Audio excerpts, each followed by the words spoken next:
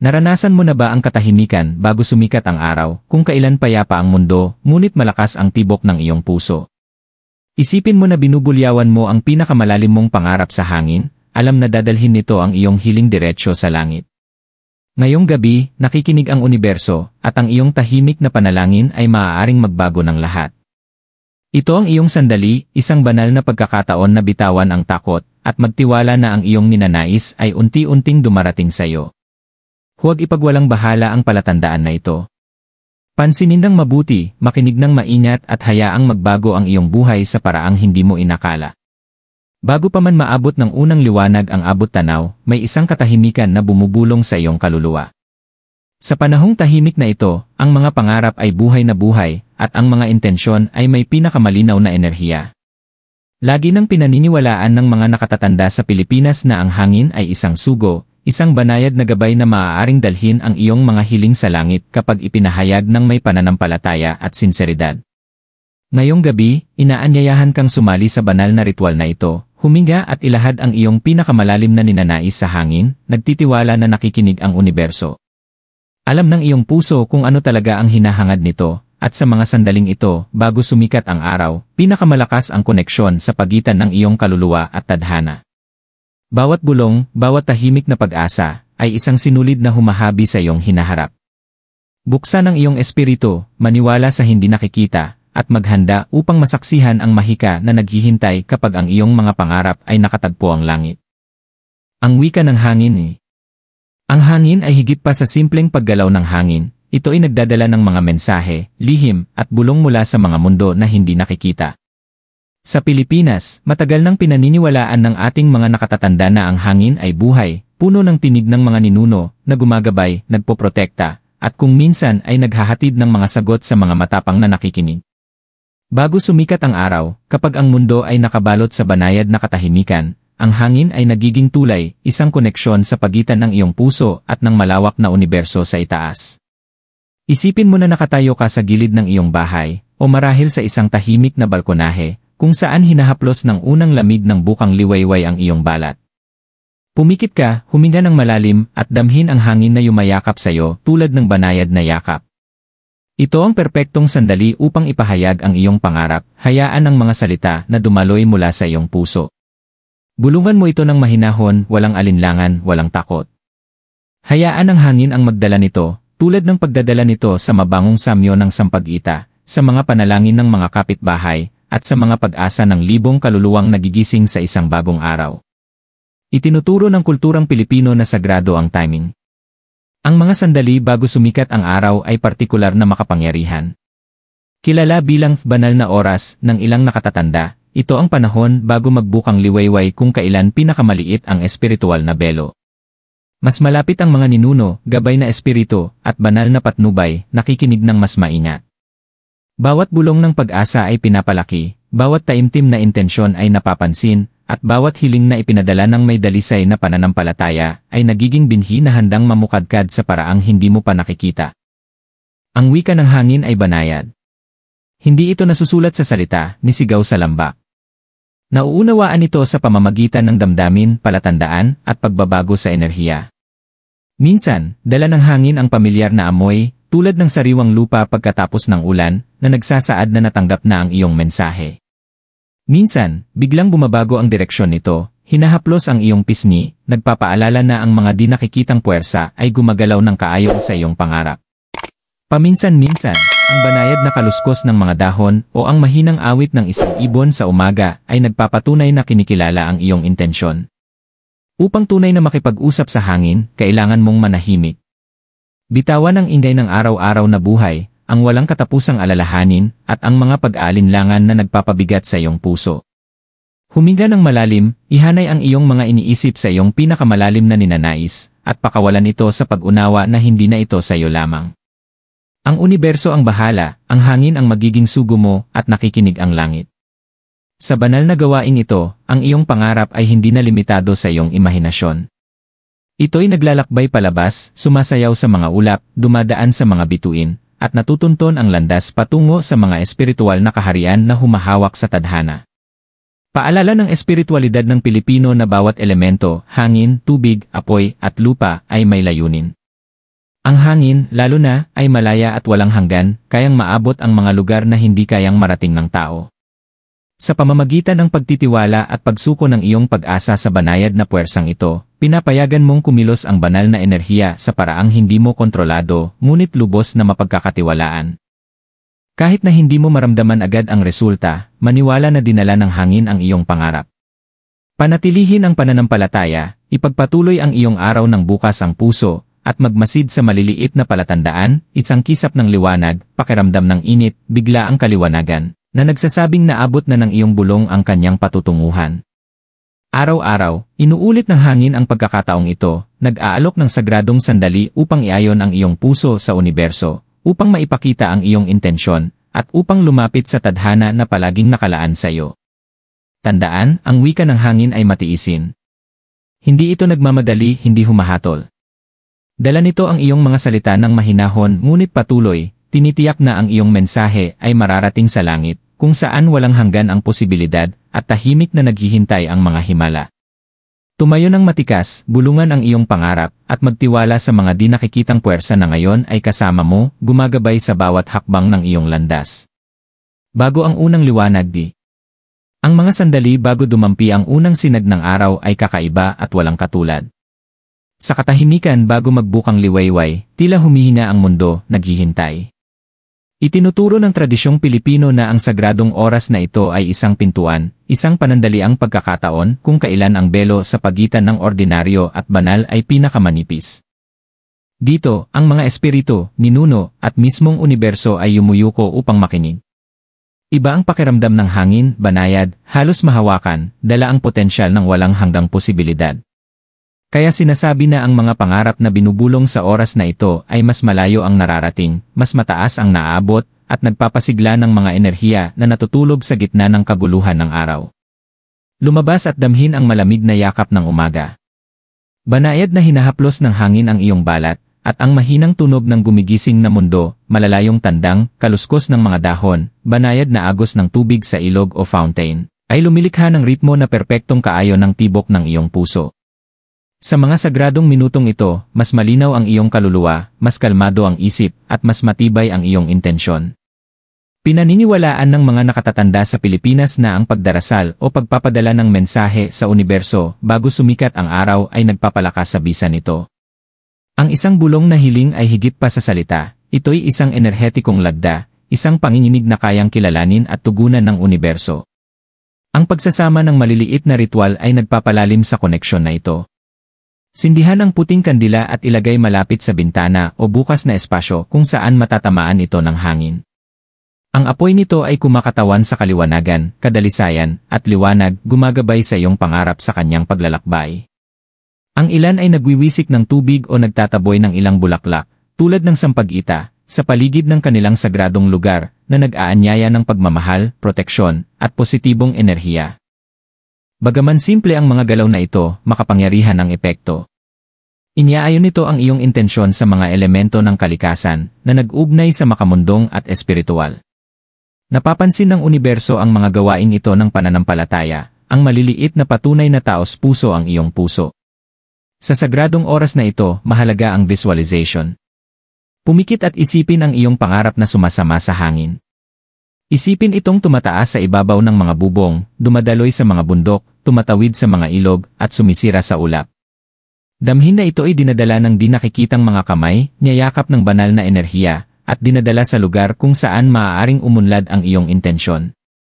Hindi lamang ito imahinasyon, ito'y isang sagradong gawain ng pagpapakita ng layunin, malalim na nakaugat sa espiritualidad ng Pilipino, kung saan kasing totoo nang nakikita ang di nakikita. Bawat hinga, bawat bulong, at bawat tibok ng puso ay kaayon ng kosmikong daloy. Nagdadala rin ng oras bago magbukang liwayway ng mga banayad na palatandaan at mensahe. Obserbahan ang banayad na pagbabago ng hangin o ang hindi inaasahang pag-indayog ng mga dahon. Ito'y mga kumpirmasyon mula sa universo na natanggap ang iyong mga salita. Minsan, ang isang ibon ay aawit mula sa kakaibang pwesto, o isang banayad na sinag ng liwanag ay dumampi sa abot tanaw na tila sadyang inilagay. Itinuturo ng pamahiin ng Pilipino na ang mga pangyayaring ito ay mga biyaya, mensahe na ang mga puwersa sa kabila ng ating paningin ay may kamalayan sa ating mga hiling at aktibong gumagabay sa mga ito. Magtiwala sa mga palatandaang ito, gaano man kaliit, dahil ito ang wika ng tadhana mismo. Isaalang-alang ang enerhiya ng zodiac. Bawat tanda ay tumutugma sa iba't ibang aspeto ng intensyon at pagpapakita. Halimbawa, ang mga fire signs, Aries, Leo, Sagittarius, ay pinapagana ng pasyon at tapang. Ang kanilang mga bulong ay puno ng apoy ng determinasyon. Ang mga earth signs, Taurus, Virgo, Capricorn, ay nakatuon sa katatagan at pasensya. Ang kanilang mga intensyon ay matibay ngunit makapangyarihan. Ang mga air signs, Gemini, Libra, Aquarius, ay dumadaloy sa isip at komunikasyon. Ang kanilang mga pangarap ay malayang dumadaloy sa hangin. Ang mga water signs, Cancer, Scorpio, Pisces, ay puno ng emosyon at intuition. Ang kanilang mga bulong ay malalim sa kaluluwa. Ano man ang iyong tanda, pinapalakas ng sagradong oras na ito ang likas na lakas ng enerhiya ng zodiac na nagpapahintulot sa iyong pangarap na maglakbay ng malinaw at may layunin. Pinapahalagahan din ng kulturang Pilipino ang pananampalataya sa tamang timing. Kahit hindi agad maramdaman ang resulta, ang enerhiya na inilunsad sa mga sandaling ito ay hindi nasasayang. Ang universo ay gumagalaw sa mga siklo, ang di nakikitang daloy ay nagdadala sa iyong intensyon na mas malapit sa katuparan. Sa pamamagitan ng paggalang sa oras bago magbukang liwayway, inaayon mo ang sarili hindi lamang sa likas na ritmo kundi pati sa banal na timing. Ipinapadala mo ang iyong pangarap sa isang paglalakbay na pinoprotektahan, pinapangalagaan, at ginagabayan ng mga puwersa na lampas sa pangunawa ng tao. Habang unti-unting sumisilip ang unang liwanag sa abot tanaw, maglaan ng sandali upang makaramdam ng pasasalamat. Pasalamatan ang hangin sa pagdadala ng iyong pangarap, pasalamatan ang mga ninuno sa kanilang gabay, at pasalamatan ang universo sa pakikinig. Ang simpleng gawain ito ng pagkilala ay nagpapatibay ng ugnayan sa pagitan ng iyong puso at ng kosmikong daloy. Ipinapaabot nito sa universo na handa ka, handa ng tumanggap, handa ng kumilos, at handa ng lakbayin ang landas na pinili ng iyong mga pangarap para sa iyo. Tandaan, ang kapangyarihan ng oras bago magbukang liwayway ay nasa katahimikan nito. Pinahihintulutan nito ang iyong tinig, gaano man kaliit, na marating ang lampas sa nakikita mo. Ito ay isang sagradong daluyan kung saan nagtatagpo ang intensyon at tadhana, kung saan nagiging realidad ang paniniwala, at kung saan ang mga bulong ng iyong puso ay hindi nasasayang. Tumayo ng tahimik, huminga ng malalim, at hayaang sakyan ng iyong pangarap ang hangin, sapagkat bago pa man sumikat ang araw, ang mundo ay nakikinig ng pinakamabuti. Bulongin ang iyong pangarap ngayon na naramdaman mo na ang katahimikan ng maagang umaga, at naunawaan ang sagradong enerhiya ng bago magbukang liwayway, oras na upang kumilos, upang ibulong ang iyong pangarap sa hangin. Higit pa ito sa simpleng hiling, ito ay isang pahayag ng iyong puso, isang sadyang gawa ng pananampalataya na nakikinig ang universo. Itinuturo ng espiritualidad ng Pilipino na ang salita, kapag puno ng intensyon at sinseridad, ay nagiging binhi. Ang pagbubulong ng iyong ninanais ay nagbibigay daan sa binhing ito na lumipad, dala ng di nakikitang daloy ng hangin, ginagabayan ng mga espiritu ng mga ninuno, at tinatanggap ng banal na puwersa na humuhubog sa tadhana. Magsimula sa paghahanap ng tahimik na lugar. Maaaring ito ay sa balkonahe, sa iyong hardin, o sa tabi ng bukas na bintana. Ang susi ay katahimikan. Pumikit at huminga ng malalim, hayaan ang hangin ng umaga na punuin ang iyong mga baga. Damhin itong dumaloy sa iyo, na para bang hinuhugasan ang alinlangan at takot, at iniwan ang iyong puso na bukas at malinaw. Ituon ang iyong pansin sa pangarap na nais mong maisakatuparan. Maaaring ito ay pag-ibig, kagalingan, kasaganaan, o gabay. Isalarawan ito ng malinaw hanggat maaari, makita ang detalye, damhin ang emosyon, at pakinggan ang mga tunog na kaakibat ng katuparan ng pangarap na ito. Mas malinaw ang iyong intensyon, mas malakas ang enerhiya na inilalabas mo sa hangin. Habang naghahanda kang magsalita, tandaan na pinapahalagahan ng kulturang Pilipino ang kombinasyon ng intensyon at ritual. Inirerekomenda ng ilang nakatatanda na humawak ng maliit na bagay, isang kristal, barya, o simpleng bulaklak bilang simbolikong alay sa universo. Ang pisikal na simbolo na ito ay kumakatawan sa iyong pangako at pananampalataya. Sindihan ang kandila, kung maaari, at isipin ang apoy nito na pinapaliyab ang enerhiya ng iyong pangarap, nagbibigay init at buhay habang nagsisimula itong maglakbay. Magsalita ng banayad, gamit ang iyong sariling mga salita, mula sa pinakamalalim na bahagi ng iyong puso. Ibulong ang iyong pangarap, hindi bilang utos, kundi bilang mahinahong hiling na puno ng tiwala at pasasalamat. Bawat bulong ay parang nota na dala ng hangin na humahalo sa natural na ritmo ng mundo. Madalas ipaalala ng paniniwala ng Pilipino na ang hangin ay kayang marating ang mga lugar na lampas sa kakayahan ng tao, sa kabundukan, ilog, at karagatan, at kahit sa puso ng mga taong bahagi ng iyong tadhana. Huwag mag-alala kung ang iyong mga salita ay tila maliit o mahina, pinalalakas ito ng hangin, at nauunawaan ng universo ang bawat detalye ng iyong intensyon. Nakakaapekto rin ang zodiac sa daloy ng enerhiya sa mga sandaling ito. Kung ikaw ay fire sign, malakas at puno ng passion ang iyong mga bulong, punuin ito ng tiwala at sigla. Ang mga earth signs ay nagsasalita ng may pasensya at katatagan, ang iyong mga salita ay tumitibay at nakakaakit ng katatagan. Ang mga air signs ay may malinaw at adaptable na daloy, hayaang dumaloy ang iyong tinig ng natural, nagtitiwala na maaabot nito ang tamang destinasyon. Ang mga water signs ay puno ng emosyon at intuition, hayaang gabayan ng damdamin ang iyong mga salita, at maniwala na ang sinseridad ay tumatagos sa puso ng universo. Ano man ang iyong sign, pinapalakas ng hangin bago magbukang liwayway ang iyong likas na lakas, tinitiyak na ang iyong pangarap ay makakalakbay ng malaya. Pinapalakas ng visualization ang kapangyarihan ng iyong bulong. Isipin ang iyong pangarap na dahan-dahang iniangat ng hangin, dumadaloy sa ere, tumataas sa ibabaw ng mga bubong, at dumadaan sa unang sinag ng araw. Isipin na naaabot nito ang malalayong lugar, dala ang enerhiya na kaayon ng iyong intensyon, at nakikipag-ugnayan sa tamang tao, pagkakataon, at sandali. Damhin ang pasasalamat at kasabikan na ang iyong pangarap ay umuusad, ginagabayan ng di nakikitang puwersa. Ang gawain ito ng visualization ay hindi lamang imahinasyon, ito ay sagradong praktis na nagbabago ng kaisipan tungo sa enerhiya at enerhiya tungo sa realidad. Itinuturo rin ng espiritualidad ng Pilipino na manatiling bukas sa banayad na palatandaan. Pagkatapos mong ibulong ang iyong pangarap, obserbahan ang maliliit na kumpirmasyon sa paligid mo. Ang isang dahon na dahan-dahang nahuhulog, biglang simoy ng hangin na dumampi sa iyong kamay, o isang ibon na umawit ng hindi inaasahan, lahat ay mga mensahe na natanggap ang iyong intensyon. Hindi palaging agad dumarating ang mga palatandaang ito, ngunit nagpapaalala sila na ang iyong mga salita ay inaalagaan, at ang tadhana ay tahimik na umaayon upang matugunan ang iyong mga ninanais. Sa pagtatapos, huwag kalimutan ang pasasalamat. Pasalamatan ang hangin, pasalamatan ang iyong mga ninuno, pasalamatan ang universo, at pasalamatan ang iyong sarili sa lakas ng loob na ipahayag ang iyong pangarap ng malakas.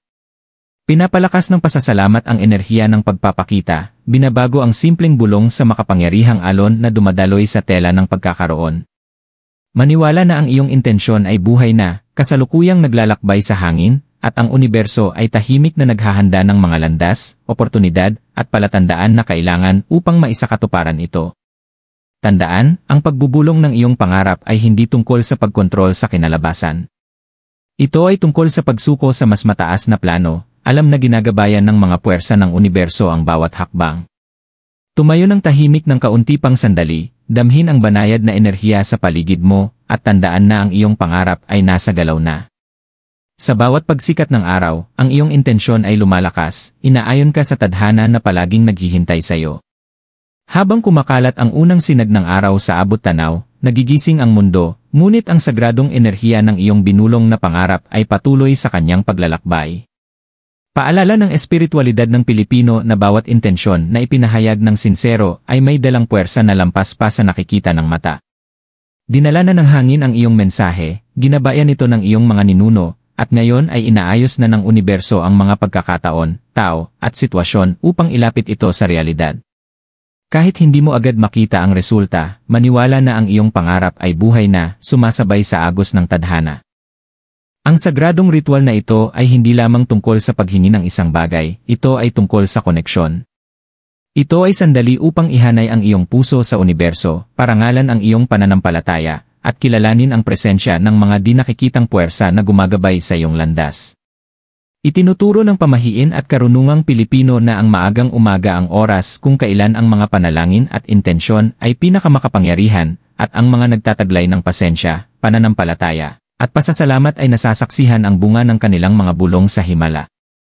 Tandaan, ang pagbubulong ng iyong pangarap ay simbolo ng pagsuko sa mas mataas na plano ng buhay at tadhana. Hindi ito tungkol sa pamimilit ng kinalabasan, kundi sa pagbubukas ng iyong puso sa mga posibilidad. Tumayo ng tahimik, damhin ang huling haplos ng hangin sa iyong balat, at kilalanin ang di nakikitang enerhiya na ngayon ang nagdadala ng iyong hiling. Bawat banayad na simoy ng hangin, bawat sinag ng araw, at bawat palatandaan sa iyong araw ay maaaring bahagi ng banal na orkestra na nagpapaalala na nakikinig ang universo palagi. Sa pagtuloy ng iyong araw, panatilihing bukas ang puso. Pansinin ang maliliit na kumpirmasyon, banayad na pagkakatugma, at mga sandaling tila ginabayan. Maaaring ito ay isang ngiti mula sa isang estranghero, bigla ang ideya na nagdudulot ng kaliwanagan, o pakiramdam ng init at kapanatagan, lahat ay mahinahong patunay na ang iyong pangarap ay unti-unting naisa sa katuparan. Binibigyang diin ng karunungang Pilipino ang pasensya, ang paglalakbay ng pagpapakita ay sumusunod sa sariling schedule, madalas sa paraang nakakagulat at nakakatuwa. Ngayong gabi, habang naghahanda kang magpahinga, alalahanin ang sagradong koneksyon na iyong ginawa bago sumikat ang araw. Ibulong ng tahimik ang iyong pasasalamat sa hangin, pasalamatan ang universo sa pakikinig, at maniwala na ang iyong mga pangarap ay ngayon ay patungo na sa katuparan. Ang gawaing ito ay higit pa sa ritual, ito ay paalala na may kapangyarihan ang iyong mga intensyon, may lakas ang iyong pananampalataya, at ang iyong puso ay nakaayon sa tadhana. Tumayo ng may tapang, lumakad ng may pananampalataya, at maniwala na ang iyong binulong na pangarap ay natagpuan na ang daan patungo sa langit. Bawat umaga ay nag-aalok ng bagong pagkakataon upang muling kumonekta, muling patibayin, at muling pakawalan ang iyong mga ninanais sa hangin. Hayaan ang iyong buhay na gabayan ng mga sagradong sandaling ito, na may kamalayan na ang iyong ipinahayag ng sinsero, puno ng pag-asa at pagmamahal ay hindi kailanman nawala, palaging dinadala ng universo, tahimik, matatag, at perpektong patungo sa tadhana na palaging nakalaan sa iyo.